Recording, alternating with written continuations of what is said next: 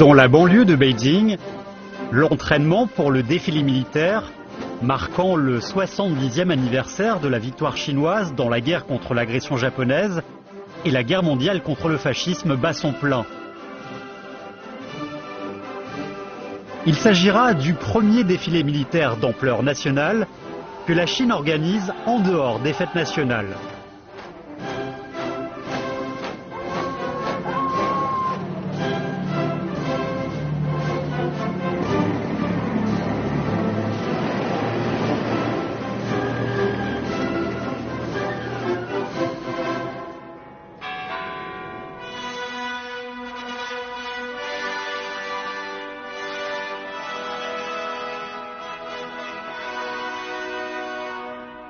Dans l'histoire de l'humanité, aucun autre événement n'a apporté de catastrophe aussi grande que la Seconde Guerre mondiale. Aucun autre événement n'est commémoré par d'aussi nombreux pays et régions que la guerre mondiale contre le fascisme.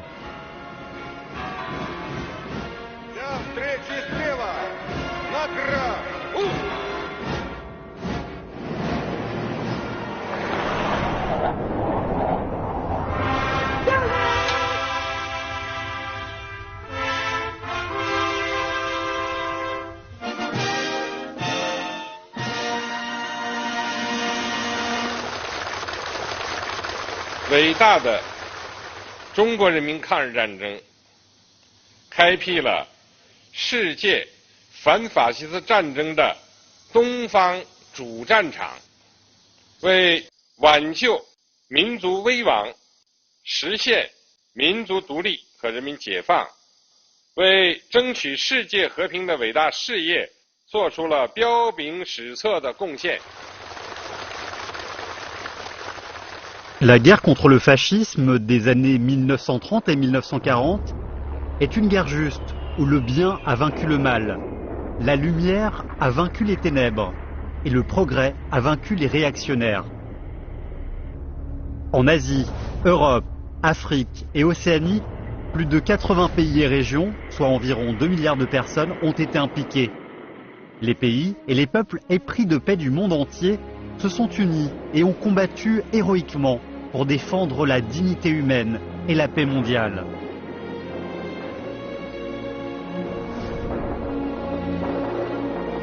La guerre du peuple chinois contre l'agression japonaise constitue une partie importante de la guerre mondiale contre le fascisme.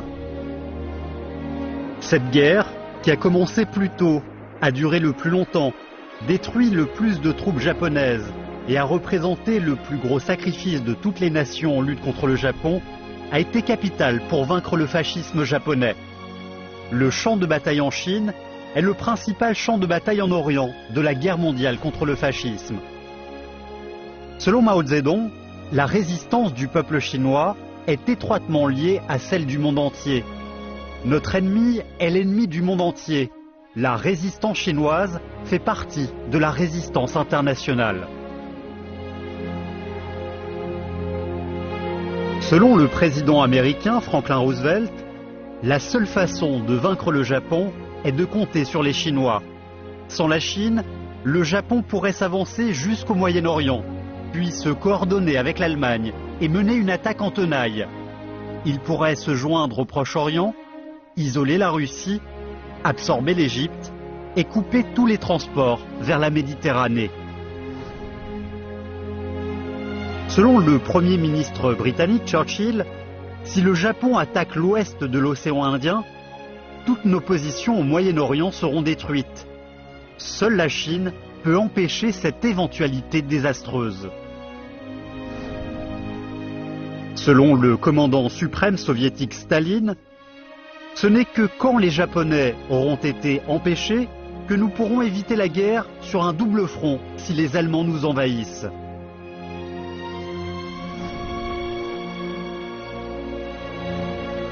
La guerre du peuple chinois contre l'agression japonaise est la première victoire totale dans l'histoire contemporaine chinoise contre l'invasion étrangère.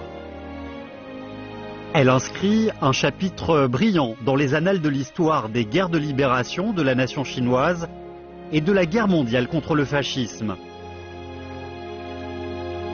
70 ans plus tard, cette guerre reste toujours dans notre mémoire et donne une profonde leçon d'histoire.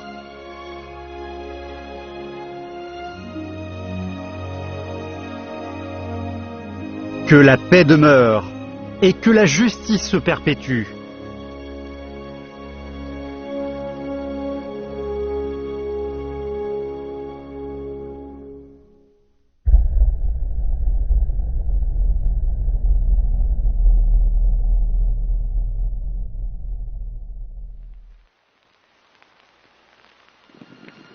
Le 18 septembre 1931, à 22h20, la garnison de chemin de fer de l'armée japonaise du Guandong fait exploser une section du chemin de fer en Mandchourie du Sud et accuse l'armée chinoise d'en être responsable. Sous ce prétexte, l'armée japonaise attaque la garnison chinoise de Beiding. Ainsi éclate l'incident de Mukden. L'incident de Mukden est une étape décisive du plan d'invasion longtemps préparé du Japon impérialiste afin de mettre la main seule sur la Mandchourie et détruire ensuite toute la Chine. Cet incident déclenche la guerre du peuple chinois contre l'agression japonaise et constitue le prélude à la guerre mondiale contre le fascisme.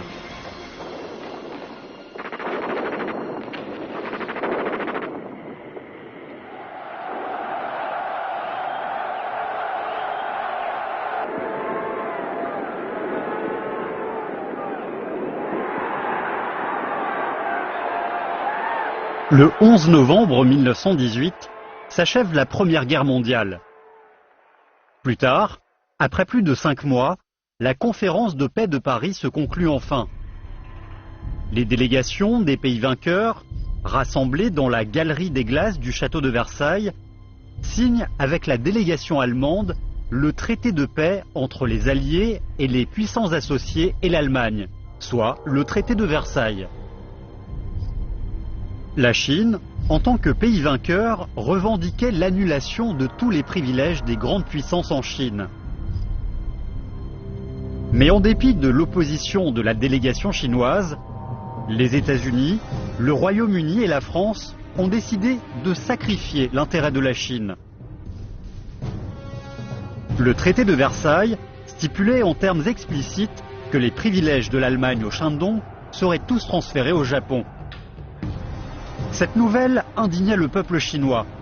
L'histoire lui fit comprendre que sans une solide force nationale, le souhait que la justice l'emporte sur la puissance n'était qu'une illusion. Ferdinand Foch, commandant en chef des forces alliées pendant la Première Guerre mondiale, indiqua avec inquiétude que ce n'était pas la paix, mais 20 ans d'armistice.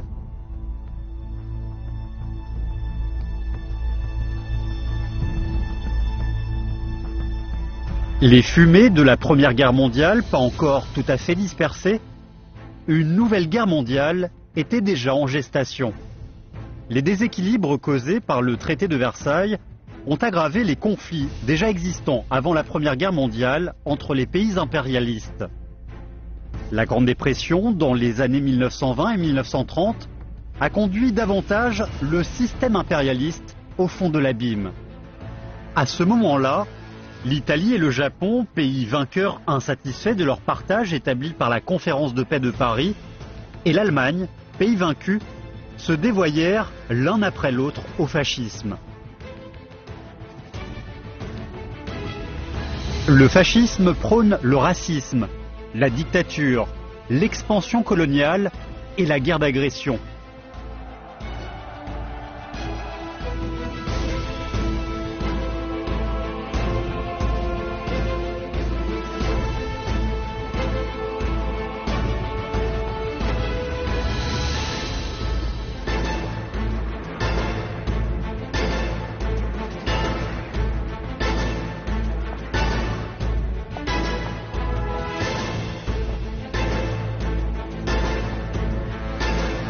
L'Italie, l'Allemagne et le Japon formaient ainsi un courant fasciste international qui menaçait la paix mondiale. une autre guerre mondiale allait éclater tôt ou tard.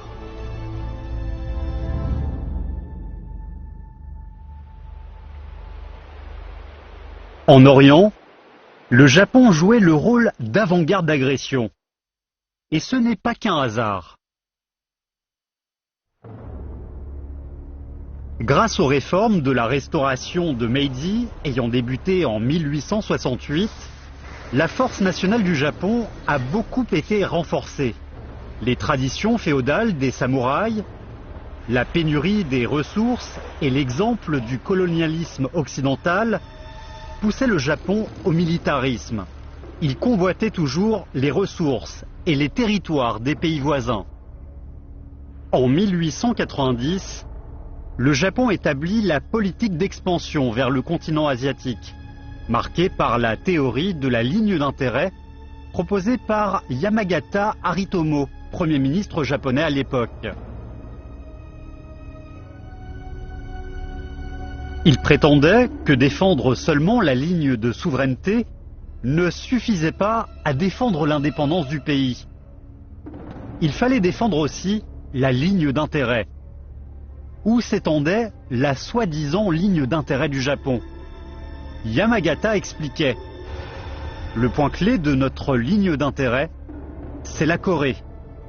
La route entre Busan et Shinoetsu est celle qui mène au continent de l'Asie de l'Est, puis à travers la Chine jusqu'à l'Inde. Il est évident que le Japon ne se contentait pas seulement d'être roi de la mer, mais un grand empire à travers la mer. Conquérir la Chine était devenu le centre de la politique du continent du Japon. Ainsi, la politique du continent, concentrée sur l'invasion de la Chine, fut mise au point officiellement. La première étape consistait à occuper Taïwan, puis la Corée, puis la Mandchourie, puis la Chine, et enfin toute l'Asie.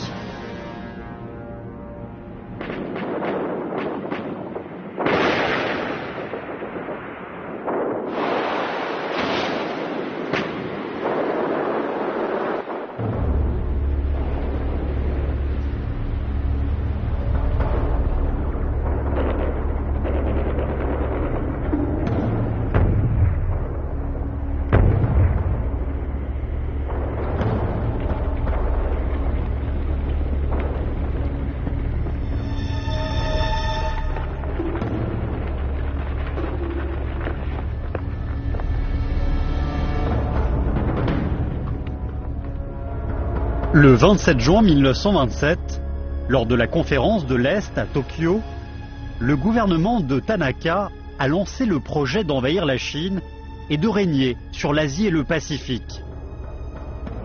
Ce plan était ainsi expliqué dans le plan Tanaka. Pour conquérir la Chine, il faut d'abord conquérir la Mandchourie. Pour conquérir le monde, il faut d'abord conquérir la Chine. Occuper la Mandchourie était la première étape du projet de conquête globale du Japon.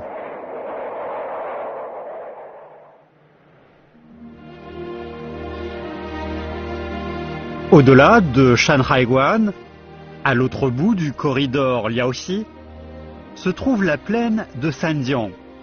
Cette terre fertile est la plus grande région productrice de céréales et est riche en ressources naturelles. Le nord-est de la Chine possède le réseau ferroviaire le plus dense du pays. Selon la carte de l'époque, le chemin de fer Zhongdong, ayant Harbin comme centre, s'étendait en Mandchourie à l'ouest, à Suifenhe à l'est, à Dalian et Luchun au sud. Grâce au chemin de fer, la Mandchourie, autrefois vaste et peu peuplée, prospérait. De 1904 à 1905, le Japon a emporté de la Russie tsariste la concession de Luchun et Dalian et le droit d'exploitation du chemin de fer de Mandchourie du Sud. Il profita de cette ligne pour réaliser son projet d'agression. Les ressources naturelles stratégiques de haute qualité, dont le charbon et le minerai de fer de la Mandchourie, furent pillées et transportées sans interruption au Japon. En même temps, des immigrés japonais sont venus en Mandchourie. Avant 1931, ils étaient plus de 200 000. Manchuria was really the focus of Japan's interest from 1905 right up through the 1930s, and the Japanese felt that's where they were going to be able to develop heavy industries and benefit from the plentiful agricultural land to move some of their farmers there and develop Japanese industries. L'armée qui défendait le chemin de fer de Mandchourie du Sud était l'armée japonaise de triste renom du Guandong, avant-garde de l'invasion japonaise en Chine. Au quartier général de l'armée du Guandong à Lushun, Itagaki Seishiro, officier supérieur d'état-major, est venu au premier plan accompagner les fascistes japonais les plus fanatiques, dont Ishiwara Kanzi, officier d'état-major de l'armée du Guandong. Il fomentait le complot de séparer la Mandchourie de la Chine et d'établir un nouveau pays colonisé par les Japonais. Il rêvait même que, dirigés par les Japonais de double allégeance, les Japonais s'occupent des grandes entreprises et du travail intellectuel, que les Coréens s'occupent de l'agriculture et que les Chinois s'occupent du petit commerce et du travail physique. À ce moment-là, la Mandchourie était déjà un délice que le Japon était prêt à savourer. Le 18 septembre 1931, l'armée japonaise du Guandong, en jouant au voleur-volé, a déclenché publiquement l'invasion militaire en Mandchourie. L'incident de Mukden a rompu l'ordre international établi par le système de Versailles et marqué officiellement l'émergence du foyer de guerre en Orient. L'armée japonaise attaquait de l'ouest la garnison de Bedaing. Surpris, les soldats chinois restèrent sur place, immobiles. Certains s'échappèrent par les fenêtres, d'autres se cachèrent sous leurs lits. Tous furent fusillés par les troupes japonaises. Plus de 300 soldats de l'armée du Nord-Est sont morts ou ont été blessés. À ce moment-là, les militaires patriotes chinois ont commencé spontanément une résistance. Un régiment de la 7e brigade de l'armée du Nord-Est en garnison à Bedaing, à Shenyang, a été encerclé par les troupes japonaises. Après des combats sanglants, ils ont brisé leur encerclement. Plus tard, toutes les troupes de l'armée japonaise du Guandong se mirent à l'attaque. Très vite, elles conquirent par la force les villes le long du chemin de fer de la Mandchourie du Sud, telles que Shenyang, Changchun, Andong, Benxi, Fushun et Inko. Après l'incident de Mukden, l'armée chinoise a reçu l'ordre d'éviter la confrontation. Plus tôt, Chiang Kai-shek avait explicitement télégraphié à Zhang Xueliang. Quelles que soient les actions que l'armée japonaise mène en Mandchourie, ne résistez pas et évitez la confrontation. Ne risquez pas le pays et la nation sous l'impulsion de la furie. Dès lors, Chiang Kai-shek, insistant sur la politique de stabiliser la situation intérieure avant de résister à l'invasion extérieure, s'engagea à exterminer les communistes dans le Sud. 3 jours après l'incident de Mukden, le Parti communiste chinois a publié une déclaration dénonçant l'invasion japonaise en Mandchourie et la politique de non-résistance du gouvernement du Kuomintang à l'égard du Japon. Par la suite, le comité central du PCC et le gouvernement central provisoire de la République soviétique chinoise ont publié une dizaine de dossiers pour dénoncer l'ambition d'agression du Japon et mobiliser le peuple dans la résistance armée.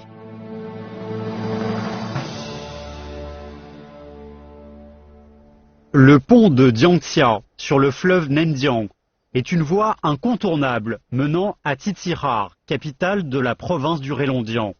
Le 4 novembre 1931, 1300 soldats japonais ont attaqué ce pont de fer, La résistance des troupes chinoises, dirigée par Ma Jianshan, président intérimaire du Rélondian, a infligé de lourdes pertes à l'armée japonaise, obligée alors de demander des renforts.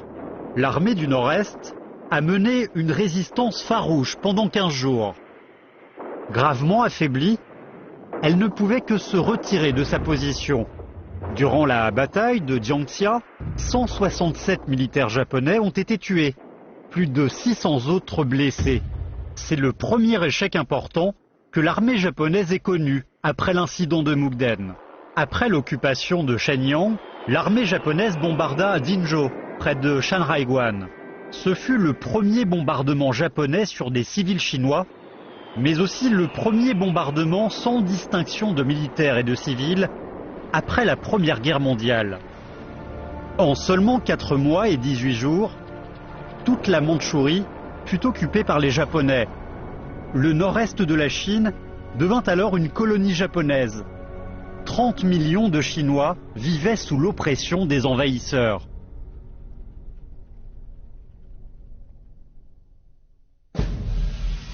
Pour tromper l'opinion internationale, dissimuler leur invasion et par conséquent occuper indéfiniment le nord-est de la Chine, en mars 1932, le Japon mit en place l'État fantoche du Manchukuo.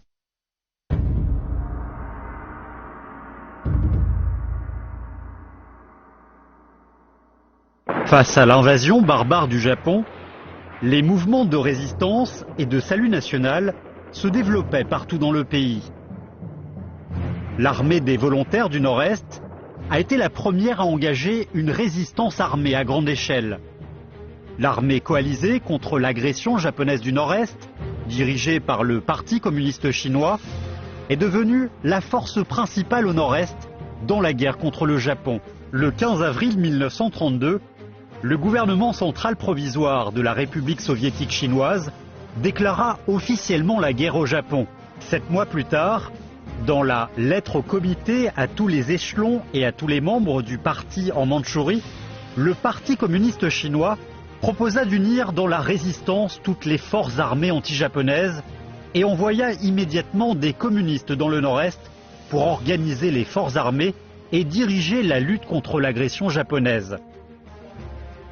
Yang Xinyu, Zhao Shangzhi, Zhou Baozhong, Li Jiaolin, fondateurs de l'armée coalisée contre l'agression japonaise du Nord-Est et des célèbres héroïnes anti-japonaises telles que Zhao Yiman, Lan Yun, sont tous des représentants éminents des communistes chinois qui ont lutté avec détermination dans le Nord-Est.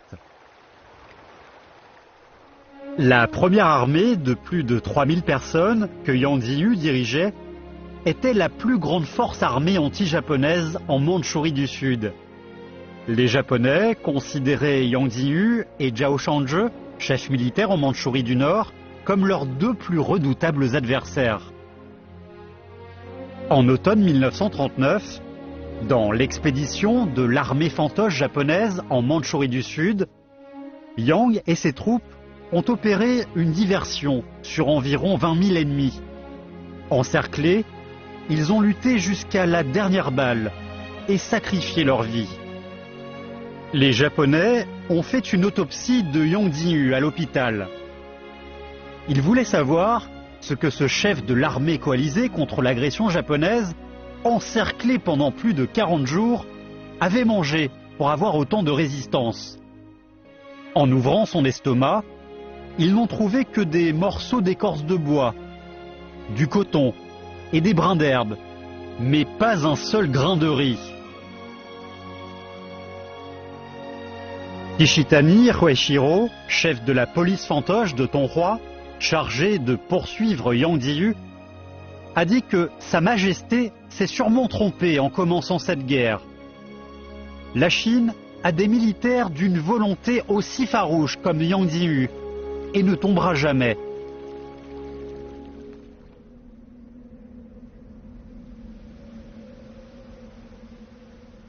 Après l'incident de Mukden, Zhao Yiman a été envoyé par le parti au nord-est pour organiser les luttes anti-japonaises. En automne 1935, elle fut nommée commissaire politique du 2e régiment de la 3e armée de l'armée populaire révolutionnaire du Nord-Est.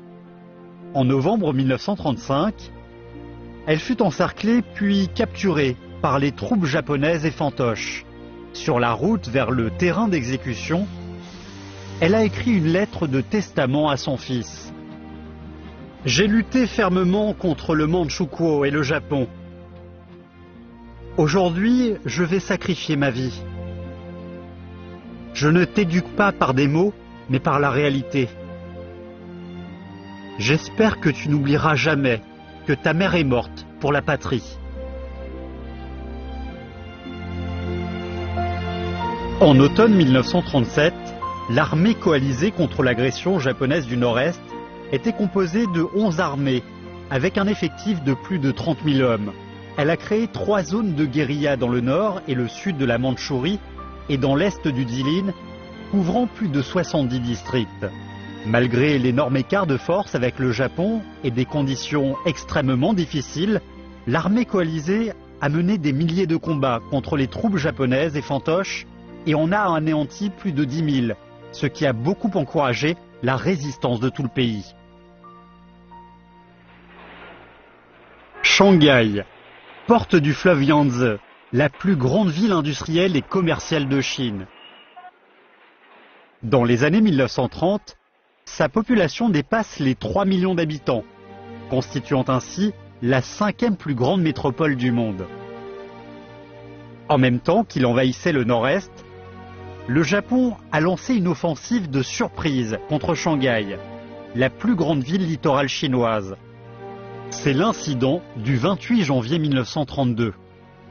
L'objectif du Japon était de détourner l'attention des pays occidentaux sur son invasion de la Mandchourie, cacher son complot de fonder le Manchukuo et faire de Shanghai le pylône de son invasion du bassin du fleuve Yangtze de Chine. Après cet incident, l'armée de la 19e route de l'armée nationale révolutionnaire, commandée par Jiang Guangnai et Tsai Ing-kai, a mené une ferme contre-attaque. Les troupes chinoises en garnison en ville ont repoussé les troupes japonaises sur les rues Hambin, Qiujiang et Baoshan. Le 29 janvier, l'armée chinoise a repris la gare de Tiantong'an et la gare nord de Shanghai. Sous la direction du Parti communiste chinois, les ouvriers de Shanghai firent une grève. Des gens de tous les milieux organisèrent des groupes de résistance et participèrent à l'armée des volontaires contre l'agression japonaise, aux équipes de transport, de communication et de secours médical.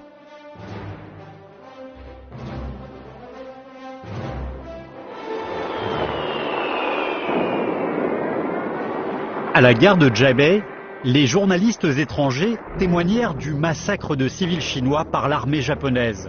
Le lendemain, aux États-Unis, à la une du Chicago Daily News et de The Sun à New York, on lisait « Ce soir, le sang a rougi les rues de Shanghai ».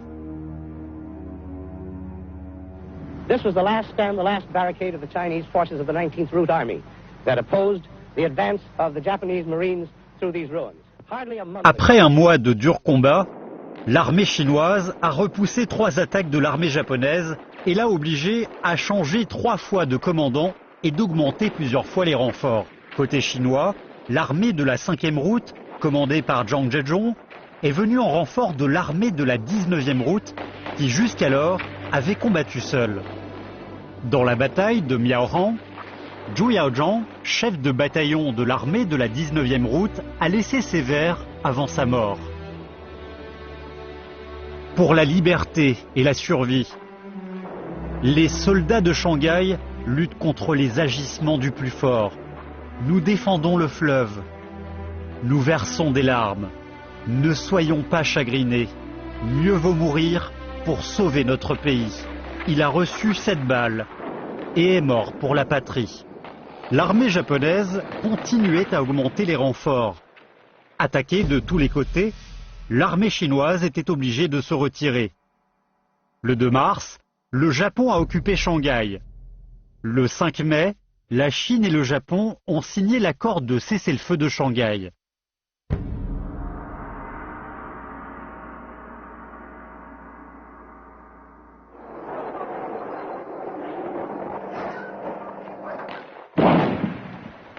Dans le nord, après la Mandchourie, le Japon a occupé aussi Jore et avançait le long de la Grande Muraille, menaçant directement Beijing et Tianjin.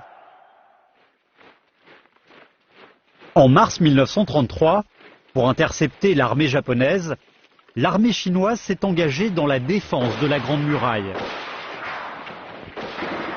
Frères armés de tout le pays, coupons la tête des Japonais avec nos sabres. Le jour de résistance est venu.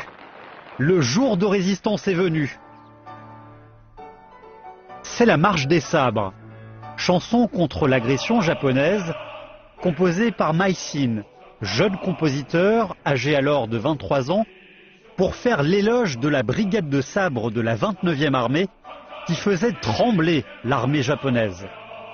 Dirigé par Zhao Danyu, chef de la 109e brigade de la 29e armée, 500 soldats armés de sabres ont lancé une attaque nocturne au camp ennemi et combattu corps à corps les Japonais. L'armée japonaise a subi une grande perte, ce qui augmenta beaucoup la confiance des Chinois. La presse japonaise déplora une humiliation jamais connue depuis 60 ans. Dans la bataille de la passe de Gubaiko, les Japonais ont lancé maintes attaques sur le camp chinois, mais ont toujours échoué. Quand ils ont enfin pris le contrôle du camp, ils n'ont trouvé que 7 soldats chinois morts. Ce sont eux, justement, qui leur avaient fait payer des centaines de vies. Au pied de la Grande Muraille, l'armée japonaise a érigé avec respect et crainte mélangées une stèle pour ces 7 braves Chinois.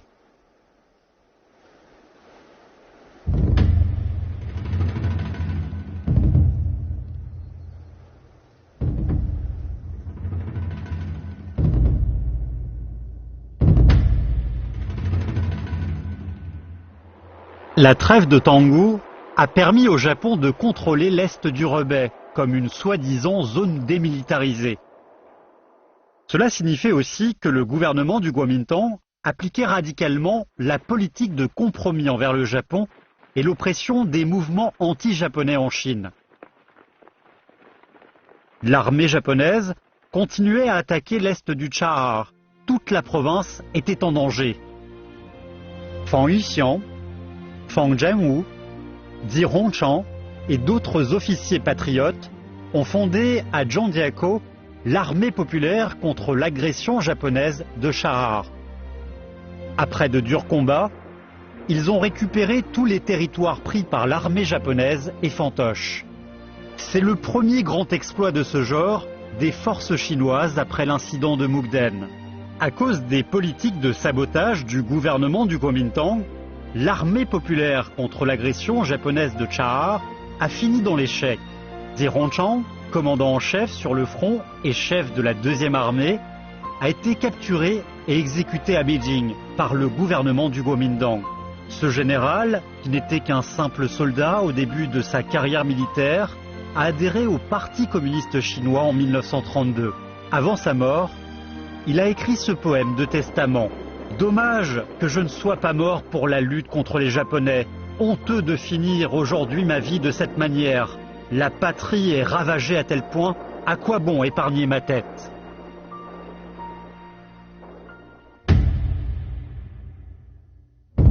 L'invasion progressive du Japon en Chine a stimulé le désir d'expansion de l'Allemagne et de l'Italie. Ils tâtèrent de façon répétée la limite du Royaume-Uni et de la France.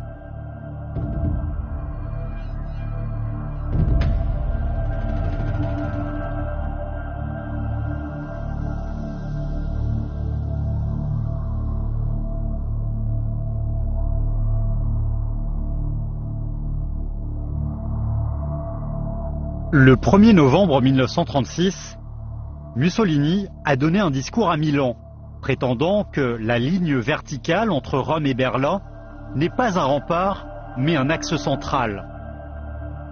Il déclarait que les autres pays européens devraient coopérer autour de cet axe. C'est l'origine de l'axe dans la Seconde Guerre mondiale. Mais un allié en Europe ne suffisait pas à Hitler. Il en avait besoin encore d'un autre en Orient pour restreindre l'Union soviétique et les États-Unis. Cet allié était le Japon.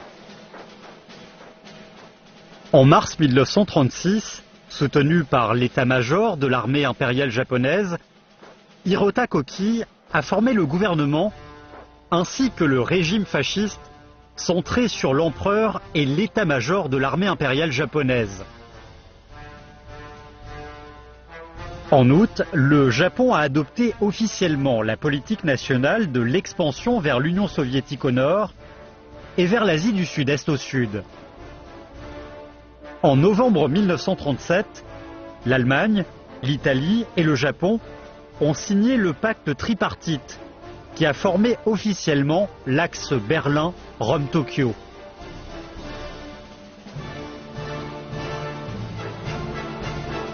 Les tempêtes étaient à l'horizon.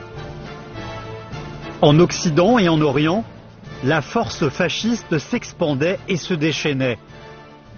La Seconde Guerre mondiale était de plus en plus proche.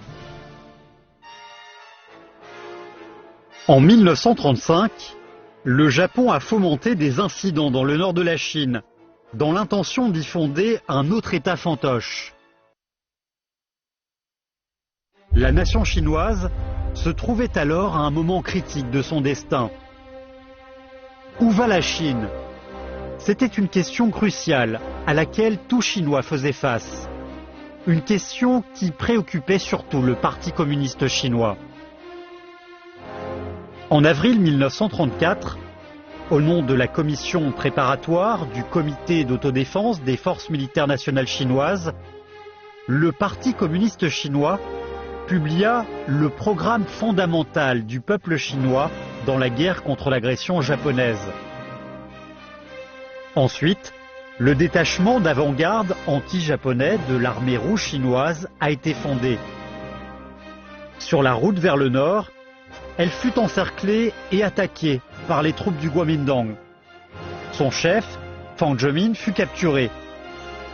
Dans la prison, celui-ci a écrit l'article « La Chine aimable ». Ceux qui veulent dévorer la nation chinoise qui a 4000 ans d'histoire et une population de 400 millions de têtes, nous allons lutter contre eux jusqu'au dernier homme. Quoi qu'il arrive, nous ne laisserons jamais notre Chine aimable être détruite par les mains sales de l'impérialisme. Le 6 août 1935, Fang Zemin, âgé seulement de 36 ans, a été exécuté à Nanshan, dans la province du Jiangxi. À partir d'octobre 1934, la force principale de l'armée rouge des bases d'appui révolutionnaires du Sud s'est déplacée vers le nord. Cette retraite stratégique est la Longue Marche. Au cours de la Longue Marche, l'armée rouge propageait amplement ses idées sur la lutte anti-japonaise. En août 1935, le Parti communiste chinois a publié la célèbre déclaration du 1er août. Il faisait appel à la résistance anti-japonaise. Tous les partis et toutes les forces armées devaient s'unir pour accomplir ensemble la mission primordiale de sauver la nation chinoise du danger. Edgar Snow, auteur américain, a écrit dans son livre « Étoile rouge » sur la Chine « Les communistes pensent et croient évidemment qu'ils se dirigent vers le front anti-japonais.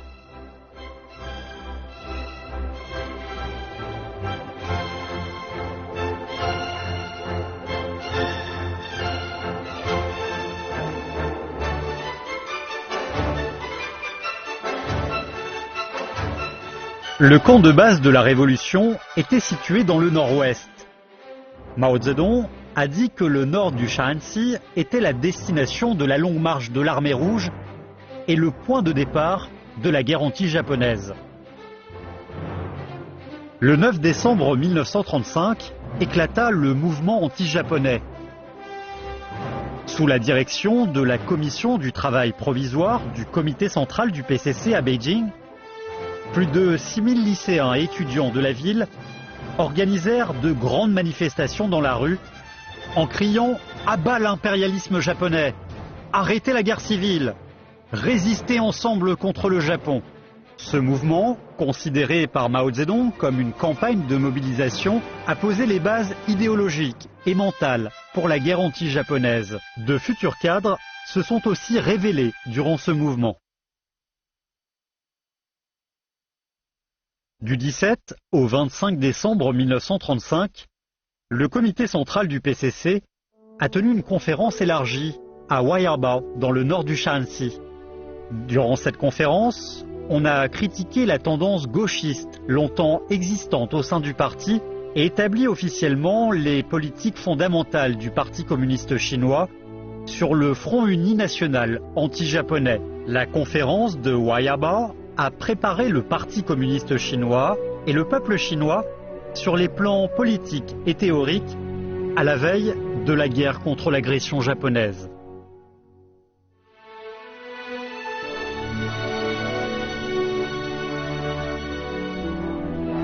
En juillet 1936, deux Américains, le journaliste Edgar Snow et le docteur George Hatem, sont venus au Shaanxi. Snow était beaucoup impressionné par l'optimisme heureux, joyeux et énergique des soldats de l'armée rouge.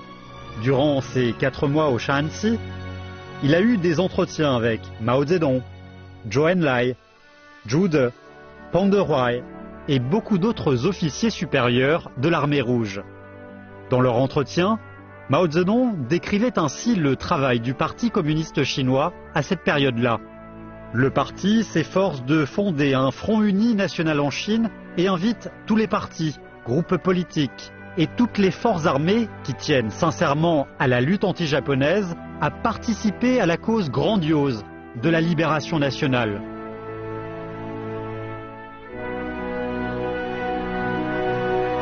Rassemblés sous le drapeau du Front uni national anti-japonais, les divers milieux de la société chinoise, y compris les patriotes au sein du Kuomintang, commençaient à demander par tous les moyens au gouvernement du Kuomintang de changer sa politique envers le Japon.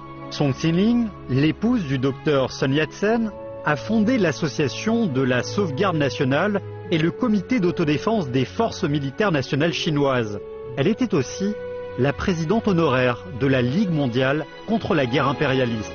Chen Junru, Zhou Taofen, She Liang et d'autres personnalités ont fondé à Shanghai la Fédération pour le salut de la nation. Ils faisaient vivement appel, par tous les moyens, à la fin de la guerre civile et à la résistance unanime contre le Japon. Ils ont été arrêtés plus tard par la police du Kuomintang. La presse les appelait avec respect les 7 hommes intègres.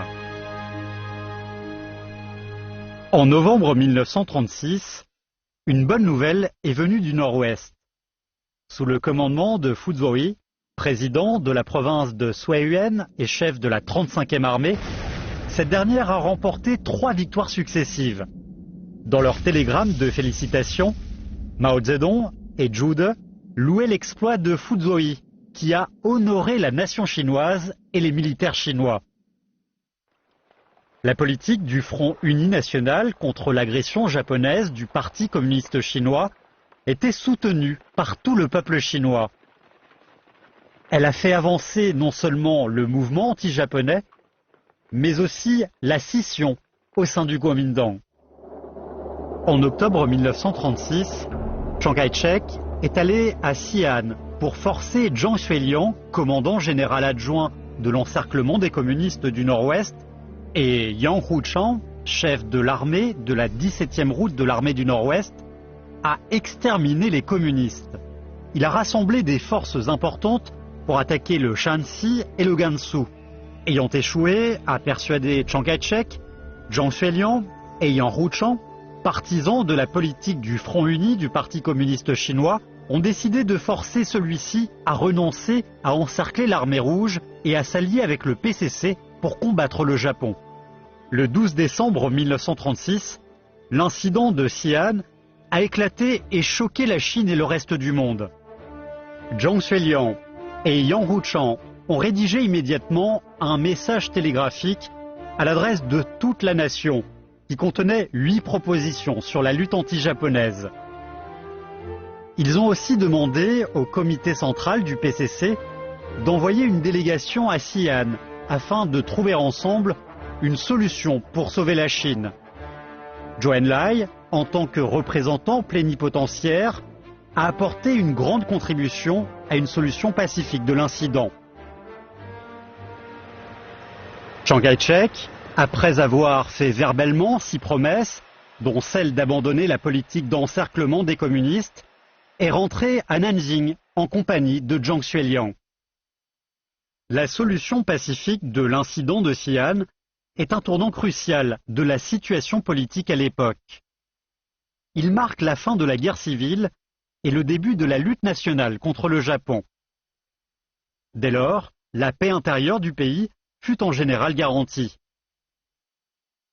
Face à l'exigence de la lutte commune anti-japonaise, la deuxième coopération PCC-Kuomintang devint une tendance irréversible. Dans les années 1930, l'Allemagne, l'Italie et le Japon ont commencé chacun leur expansion. Des pays et régions envahis par l'Allemagne et l'Italie sont tombés l'un après l'autre entre les mains fascistes.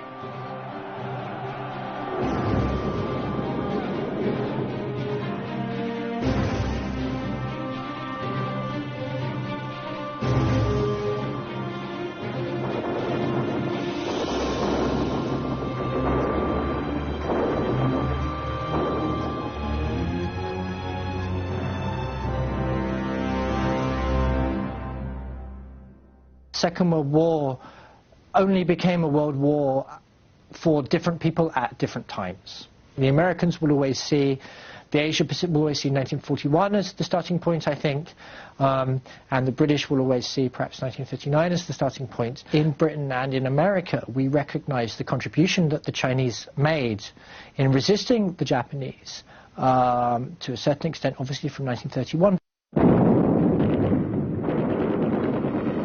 Après l'incident de Mukden, la Chine, humiliée par la perte de ses vastes territoires, attristée par la destruction de ses maisons et courageuse dans sa résistance nationale, n'a jamais cessé de combattre le Japon fasciste, puissant et féroce. Face à ce dernier, les différentes forces politiques chinoises se sont unies sous le drapeau du Front uni national contre l'agression japonaise, initiée par le Parti communiste chinois. La fin de la guerre civile a réuni le peuple chinois. Il était prêt à entrer sur le champ de bataille principal contre l'invasion du Japon fasciste en Orient.